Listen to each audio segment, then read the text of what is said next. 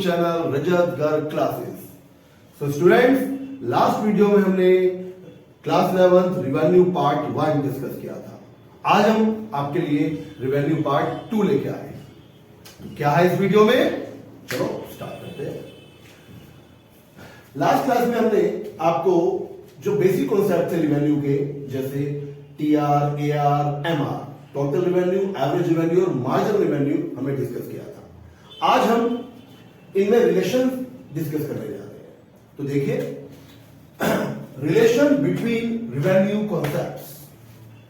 तो जब भी ये एग्जाम में आपके क्वेश्चन आए कि रिलेशन बताइए रिवेन्यू कॉन्सेप्ट्स में, तो ये रिलेशन 2 टाइप्स के हो सकते हैं। ये 2 कैटेगरी में डिवाइड हो सकते हैं। कैसे? फर्स्ट कैटेगरी होगी when price remain constant and second होगी when price fall with rise in output. क्या मतलब है इसका, ये समझिए। देखो, जब भी हम कोई चीज बाजार में लेने जाते हैं, आपने देखा होगा, अगर हम कुछ लेने जा रहे हैं बाजार में, तो हमें वो चीज है ना 2 तरीके से मिलती है, या उसके प्राइस के 2 स्ट्रक्चर होते हैं। बेसिक स्ट्रक्चर 2 होते हैं। एक तो होता है व्हेन प्राइस रिमेन कांस्टेंट, मतलब आप चाहे आउटपुट कम खरीदो चाहे आउटपुट ज्यादा खरीदो, प्राइस कांस्टेंट रहेगा। कैसे रहेगा प्राइस कांस्टेंट? तो जैसे कि मान लीजिए आप रेलवे की टिकट बुक करने गए, तो रेलवे टिकट बुक करने गए, एक टिकट आपकी 500 रुपीज की है और आपने 10 टिकट्स बुक करी, तो क्या एक टिकट 500 की है तो 10 टिकट्स हो गई 5000 की। तो आप एक टिकट लीजिए या आप 10 टिकट लीजिए, पर टिकट का जो रेट रहेगा वो 500 रुपीज ही रहेगा, कम नहीं होगा। आप ये नहीं कह सकते भैया हम पूरी गाड़ी बुक कर रहे हैं, सस्ता लगा लो। सस्ता नहीं लगाएगा ना, नहीं लगाने वाला। तो ये होता है प्राइस रिमेन कांस्टेंट। अच्छा, ये आपने अपने आसपास भी देखा होगा। आप रिक्शा वाले के पास रुकते हैं, आप कहते हैं भैया जाना है, कितने रुपए सवारी? तो बेसिकली रिक्शा वाले जो होते हैं हमारे, ये 10 रुपए सवारी लेते हैं, पर पैसेंजर 10 रुपए। तो आप कहोगे लीजिए हम तो पूरी रिक्शा भर के, पूरा परिवार आ गया हमारा, हम चलते हैं, तो क्या वो सस्ता रहेगा? नहीं, वो हर पैसेंजर के 10 रुपए लेगा, मतलब हल्की हो भारी 10 रुपए सवारी। ठीक है ना, ये चलता है। तो इसे बोलते हैं व्हेन प्राइस रिमेन कांस्टेंट। एक स्ट्रक्चर दूसरा होता है when price fall with rise in output, मतलब अगर आप ज्यादा क्वांटिटी में सामान खरीदते हैं तो उसका प्राइस कम कर दिया जाता है। आप आलू वाले पे गए, ने कहा भैया आलू क्या रुपए किलो है? आलू वाले भैया ने कहा भैया 20 रुपए किलो। हमने कहा भैया अगर 5 किलो ले ले तो आलू वाले ने बोला चलो आपको हम वैसे 100 रुपए बनते हैं 5 किलो के, हम 90 रुपीज में, मतलब 90 रुपए में दे देंगे। मतलब अगर आपने ज्यादा क्वांटिटी में माल खरीदा तो आलू वाले भैया को थोड़ा पैसा बच गया, थोड़ा प्रॉफिट ज्यादा हो गया, इसलिए उन्होंने थोड़ा रेट कम कर दिया ताकि आप ज्यादा क्वांटिटी में माल खरीदे। तो बेसिक 2 स्ट्रक्चर मार्केट में है। Number 1 when price remain constant, when price fall with rise in output. तो इसमें फर्स्ट है व्हेन प्राइस रिमेन कांस्टेंट। अगर प्राइस कांस्टेंट होगा, कांस्टेंट मींस अगर आप चाहे ज्यादा क्वांटिटी परचेज करें चाहे कम क्वांटिटी परचेज करें, जो प्राइस रहेगा वो सेम रहेगा। अगर एक चीज 10 रुपए की है तो आप 1 खरीद लो, वो भी 10 के हिसाब से मिलेगी, और तुम 100 खरीदो भैया, वो भी 10 के हिसाब से मिलेगी। तो क्या होगा? तो देखिए, एक टेबल की हेल्प से इसको हम समझते हैं।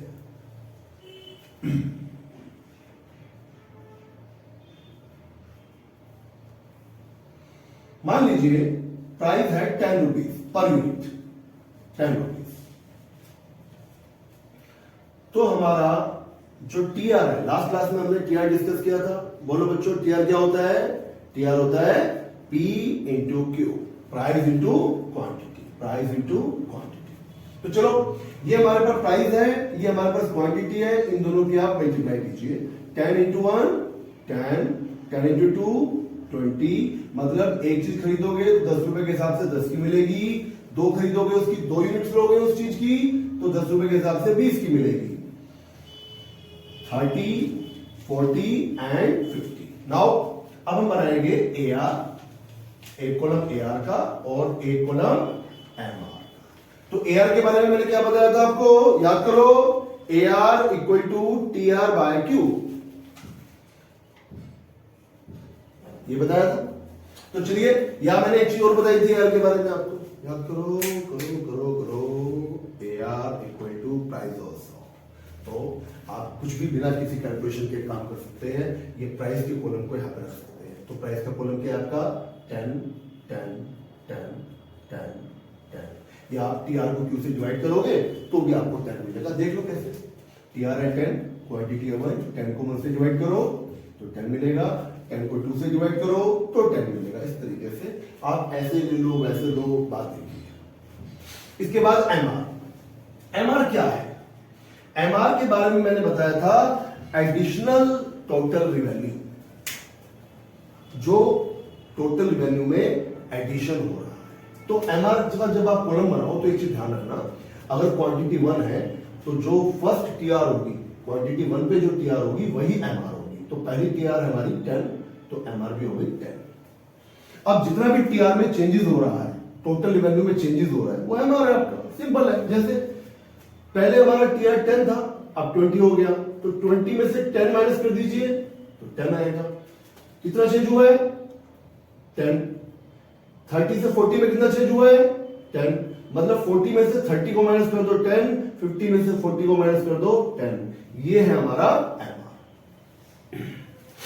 अब इसको हम ग्राफ की हेल्प से भी समझ सकते हैं, तो ग्राफ भी देख लीजिए। यहाँ तक कोई डाउट तो बताइए मुझको, कमेंट कीजिए, ठीक है ना, कोई टेंशन नहीं। अब हम इसको ग्राफ के साथ से समझेंगे। ग्राफ देखिए कैसे,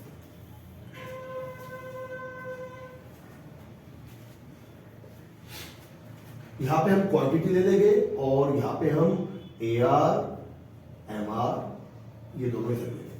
तो देखिए 1 2 3 4 5, यहां पे हम मैक्सिमम हमारी जो AR MR है 10 तक ही है, तो आप चाहो तो यहां भी 5 5 का डिफरेंस लेके जो मर्जी ले सकते हैं, 5 15। मेजरमेंट आपके हाथ में, अपने हिसाब से चूज करना। तो देखिए जरा, 1 क्वांटिटी पे AR 10 है, 1 पर AR 10 है, 2 पर AR 10 है, 3 पर AR 10 है, 4 पर AR 10 है। भैया ये तो 10 ही 10 है। इसको आप ज्वाइन कर दो सारे पॉइंट्स को, तो ये आपको मिल गया AR। और मजे की बात क्या है, देखो देखो क्या मजे की बात है, ध्यान से आप। मजे की बात यह है कि भैया ज्यादा टेंशन नहीं है इस क्वेश्चन में, AR ही MR है। AR का कॉलम देखो 10 10 10, MR का कॉलम देखो 10 10 10, तो ये AR ही MR है, ये MR ही प्राइस है। तीनों की तीनों चीजें आपस में इक्वल है। तो अगर प्राइस कांस्टेंट होगा उस केस में ये आप टेबल बना सकते हैं, ये आपका ग्राफ, और ग्राफ को ध्यान से देखेंगे तो आपको नजर आएगा AR MR और प्राइस ऑल आर इक्वल, सारे के सारे सेम है, एक ही लाइन में तीनों बन जाएंगे। And all are horizontal curve and parallel to X axis also. ये आपसे पूछा जा सकता है कि अगर प्राइस कांस्टेंट हो तो AR कर्व का नेचर कैसा होता है, MR कर्व का नेचर कैसा हो सकता है। तो आप क्या कहेंगे उस केस में? आप कहेंगे AR हो चाहे MR हो, ये हॉरिजॉन्टल कर्व्स होते हैं एंड ये एक्स एक्सिस के पैरेलल होते हैं। तो ये मैंने एक केस डिस्कस किया आपके सामने। अब हम दूसरा केस डिस्कस करते हैं, when price fall with rise in output. तो स्टूडेंट्स, नेक्स्ट रिलेशन हो सकता है रिवेन्यू कॉन्सेप्ट में, when price fall with rise in output. मतलब अगर आप ज्यादा क्वांटिटी में माल खरीदते हैं तो जाहिर सी बात है कोई भी सेलर आपको जनरली प्राइस कम करके देगा। तो चलो इसको टेबल पे समझते हैं।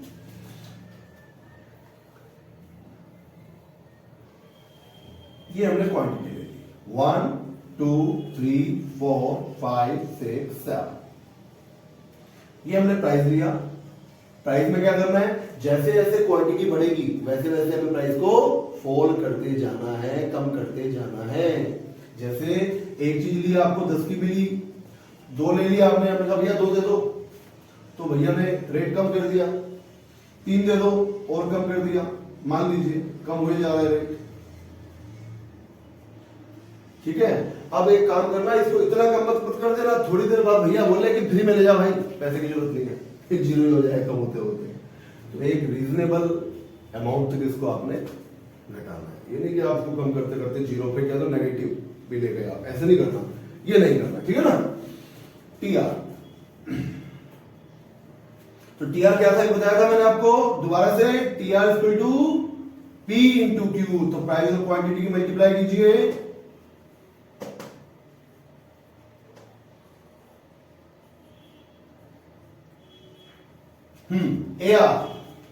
एआर क्या बताया था हमने, एआर इक्वल टू प्राइस, तो आप प्राइस की कॉलम को बिना किसी कैलकुलेशन के एज इट इज लिख सकते हैं यहां पर।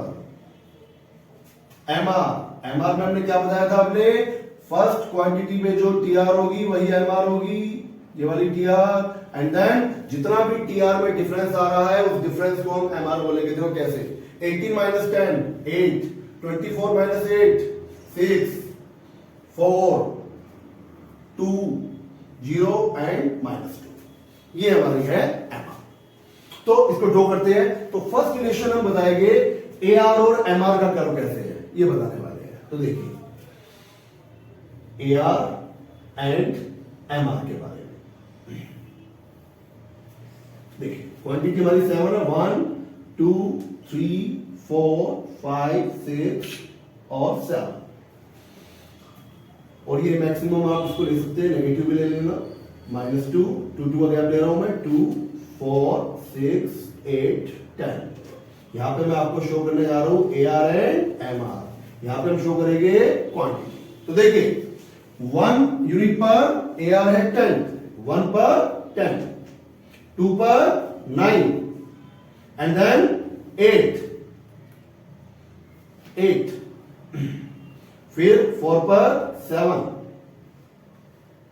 फिर 6, थोड़ा मैं हाथ से बना रहा हूं, आगे पीछे हो सकता है, ठीक है ना। मतलब आप इसको ज्वाइन कर दीजिए और ज्वाइन करने के बाद आपको मिल जाएगा 5 एंड 4, 5 एंड 4। तो इसको ज्वाइन किया और ज्वाइन करने पे हमें मिल गया है एआर, एवरेज। अब बारी आती है एमआर की। एमआर देखिए 1 यूनिट पर 10, 1 यूनिट पर 10, 2 पर 8, 3 पर 6, 4 पर 4, 5 पर 2, 6 पर 0 एंड 7 पे -2, ये हमारा हो गया एमआर भैया, एमआर। तो both are downward slope, AR भी डाउनवर्ड है, एमआर भी डाउनवर्ड है, ये इनके कर्व का नेचर। अच्छा, एक कर्व का नेचर में एक रिलेशन हो रहा है, ये आपसे पूछने कोई यार इनमें आपस में क्या कुछ डिफरेंस भी है या दोनों ही डाउनवर्ड स्लोपिंग है, तो आप कहोगे यार दोनों ही डाउनवर्ड स्लोपिंग है, बट एक डिफरेंस है। क्या डिफरेंस है कि जनरली एआर जो है वो फॉल तो कर रहा है बट वो कभी नेगेटिव नहीं है, बट एमआर जो है वो नेगेटिव हो सकता है, क्योंकि एआर तो प्राइस के बराबर है, प्राइस तो नेगेटिव हो नहीं सकता, तो एमआर नेगेटिव हो सकता है, ये आपको ध्यान रखना है। अच्छा, सेकंड रिलेशन किसमें होगा, सेकंड रिलेशन में होगा एमआर और टीआर। अभी हमने किसमें रिलेशन बताया, एआर और एमआर में। अब हम इसी केस में नेक्स्ट रिलेशन बताने जा रहे हैं एमआर और टीआर में, वो देखिए। उसके लिए हम एक काम करेंगे ताकि आपको रिलेशन ढंग से समझ में आए, तो हमें ना एक फिगर ना बना के, एक ग्राफ ना बना के हम 2 ग्राफ बनाएंगे, एमआर का अलग, टीआर का अलग, एंड देन उनमें फिर रिलेशन हम आपको समझाएंगे। देखिए अब मैं बताने जा रहा हूं आपको एमआर एंड टीआर। ये मैं यहां पे टीआर बना दूंगा और यहां पे हम कर देंगे एमआर।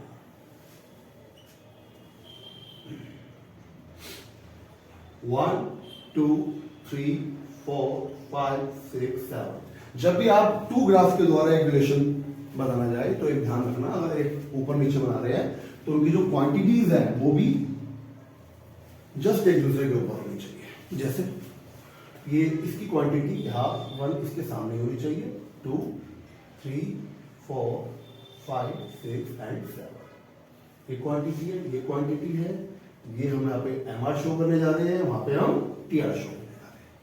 अब आप टीआर की कॉलम को देखिए, टीआर के कॉलम में आपको नजर आएगा मैक्सिमम जो आपका अमाउंट है वो 30 रुपीज का है, तो यहां पे हमें 30 तक लेके जाना है। आप चाहे तो 5 का डिफरेंस भी ले सकते हैं।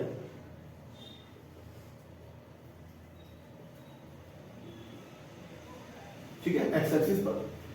और आप एमआर को देखेंगे तो एमआर में नजर आएगा मिनिमम -2 है, मैक्सिमम 10 है, तो यहां पे 2 का डिफरेंस इनफ रहेगा।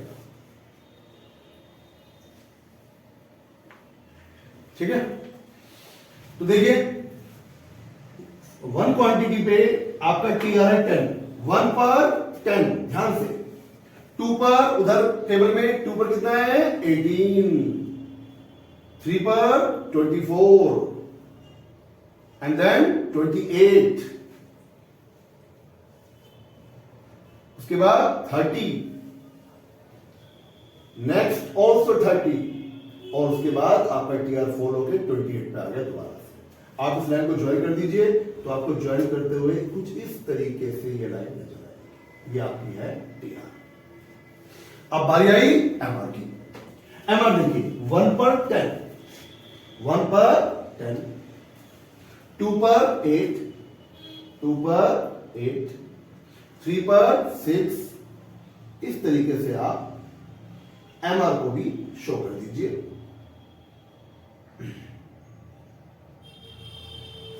ये आपका हो गया।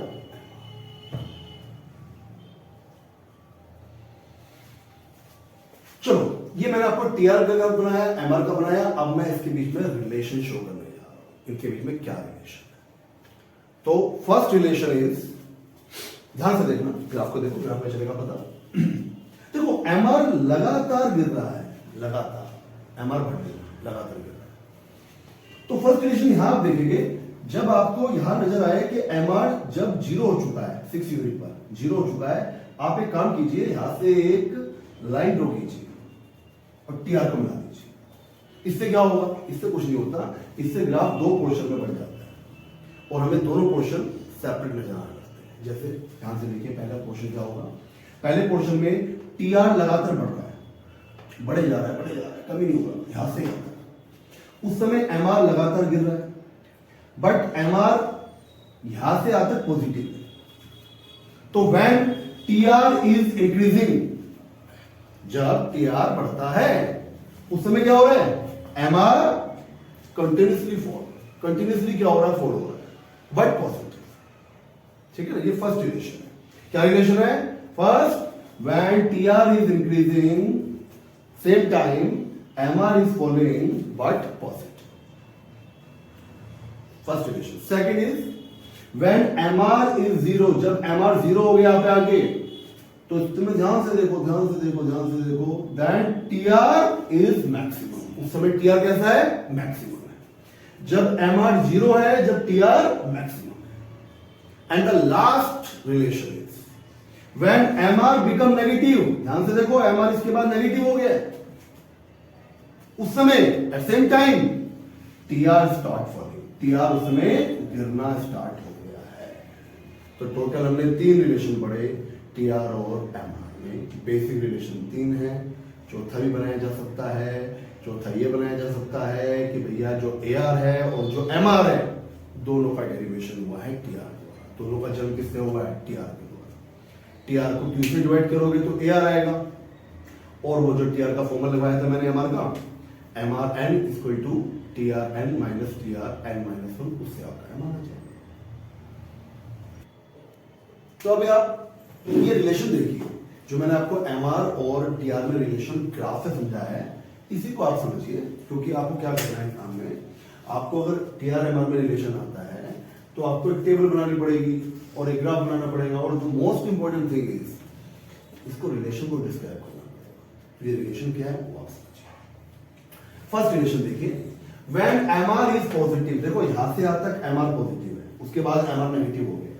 इस एक्स एक्सिस से नीचे आते ही कोई भी जो कर्व होगा वो नेगेटिव हो जाएगा, इससे ऊपर पॉजिटिव होगा। तो व्हेन एमआर इज पॉजिटिव, यहां से यहां तक टीआर इंक्रीज, उस सेम टाइम में टीआर देखो इंक्रीज हो रहा है, यहां से यहां तक में टीआर इंक्रीज हो रहा है और एमआर पॉजिटिव है। क्लियर है? नंबर 2, When MR is 0, जब MR 0 हो गया, देखो 6 यूनिट पर आकर MR 0, ये एक्स एक्सिस की जो लाइन होती है ये 0 को शो करती है। तो 6 यूनिट पर MR 0 हो गया, उसमें उस टाइम देखो क्या हो रहा है, उस टाइम TR मैक्सिमम, देखो TR अपने जितने भी TR का कर्व है उसमें सबसे मैक्सिमम पॉइंट ये है। तो when MR is 0, TR is maximum. The third point is when MR become negative, देखो MR नेगेटिव हो गया, x से नीचे आते ही नेगेटिव मान लो। When MR become negative, उस समय देखो TR कैसा है, उस समय TR सबसे ऊपर से नीचे आना स्टार्ट हो गया, मतलब TR ने फॉल होना स्टार्ट कर दिया, TR स्टार्ट हो गया। और लास्ट आप ये भी लिख सकते हो कि TR is a summation of MR, कि जो MR है, ये जो MR है, अगर इसको ऐड करते चले जाए तो हमें TR मिलेगा। करके देख लो, 10 plus 8 18, 18 plus 6 24, इस तरीके से हमको MR को ऐड करके TR मिल जाए। तो स्टूडेंट्स, पार्ट 1 में हमने इस चैप्टर के बेसिक कॉन्सेप्ट समझाए थे। आज हमने इस चैप्टर का जो रिलेशनल कॉन्सेप्ट था आपके AR, TR, MR के बीच का, वो समझाया दो केसेस में, when price constant and price fall with rise in output. जो नेक्स्ट पार्ट होगा, थर्ड पार्ट, वो हमारा स्पेशल होगा न्यूमेरिकल सेक्शन के लिए। तो स्टूडेंट्स, आपको मेरी वीडियो कैसी लगी आप मुझे कमेंट कीजिए, अच्छी लगी तो लाइक कीजिए, अच्छी लगी तो सब्सक्राइब कीजिए, और अगर किसी को प्रॉब्लम हो इस चैप्टर में तो आप प्लीज इसको शेयर कीजिए, क्योंकि हमारा मोटिव वीडियो बनाने का ओनली वन मोटिव है, वो है उन स्टूडेंट तक पहुंचना जो स्टूडेंट्स कोचिंग नहीं ले पाते। उन्हें कम से कम, सारा नहीं तो इतना सिलेबस करवा के देना कि वो आराम से स्मूथली एग्जाम में पास हो जाए। Okay, thank you students.